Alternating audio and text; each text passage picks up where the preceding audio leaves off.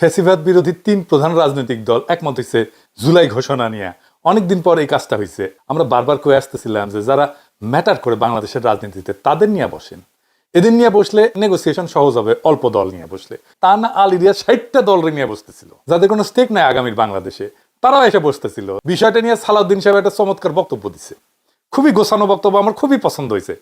আসেন আমরা আগে সেটা শুনে আসি। শুনেন। আমরা জাতীয় ঐক্যমত্য চাই সর্বক্ষেত্রে। আমরা সবাই ফ্যাসিবাদ বিরোধী জাতীয় ঐক্যকে তুলে ধরতে চাই, সমুন্নত রাখতে চাই। এটাই আমাদের শক্তি। আমরা তর্ক করব, বিতর্ক করব, বহুমত পোষণ করব, ভিন্নমত পোষণ করব, আবার এখানে এসে জাতীয় স্বার্থ ঐক্যমত্য। এটাই হচ্ছে জনগণের সার্বভৌম এখতিয়ার। আমরা গণ অভ্যুত্থান করেছি, ফ্যাসিবাদের বিদায় হয়েছে। এটা কি আইনি ভিত্তি ছিল? এটাকে বলা হয় legitimate expectation of the people. সেই লেজিটিমেট এক্সপেকটেশন কি আইনি বৈধতা আমরা দিচ্ছি না? আমরা জুলাই ঘোষণাপত্র কি স্বীকার করিনি? আমরা এই জুলাই ঘোষণাপত্রকে ঘোষণাপত্রের মধ্য দিয়ে সংবিধানের ৪র্থ তফসিল অন্তর্ভুক্ত করব, সেটা অঙ্গীকার করিনি? মৌখিক করেছি, ভাষ্য দিয়েছি, ভাষণ দিয়েছি, লিখিতভাবে দেবো। আমরা জুলাই ঘোষণাপত্রের কি কোনো আইনি ভিত্তি আছে, কোনো সিচুয়েশনালিটি আছে?